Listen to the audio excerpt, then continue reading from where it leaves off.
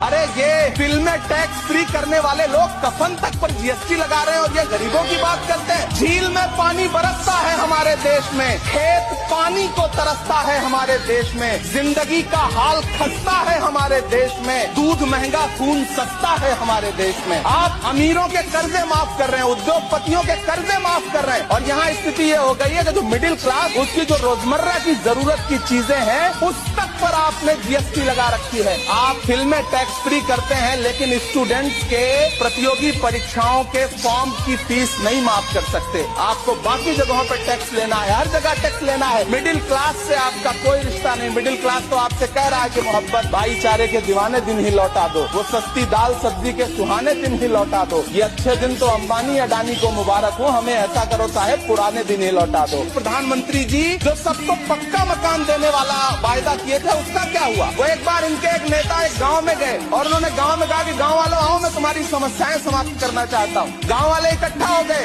नेताजी ने गांव वालों से कहा बताओ तुम्हारी 2 समस्याएं बताओ, मैं दोनों समस्याओं का यहीं पे समाधान करूंगा। तो गांव वालों ने कहा साहब हमारी पहली समस्या है कि हमारे यहाँ कोई हॉस्पिटल नहीं है। तो नेताजी ने मोबाइल निकाला, कहीं फोन मिलाया और मिला के फोन पे पता नहीं क्या कुछ कहा कि यहाँ गाँव में हॉस्पिटल नहीं है, हॉस्पिटल तुरंत यहाँ हॉस्पिटल चाहिए। गाँव वाले खुश हो गए कि 1 मिनट में यहाँ हॉस्पिटल आ रहा है। अगली समस्या के बारे में उन्होंने नेताजी ने गाँव वालों से कहा कि मैंने आपकी पहली समस्या समाप्त कर दी, दूसरी समस्या बताओ। तो गांव वालों ने कहा साहब इस गांव में कोई भी मोबाइल का नेटवर्क ही नहीं है।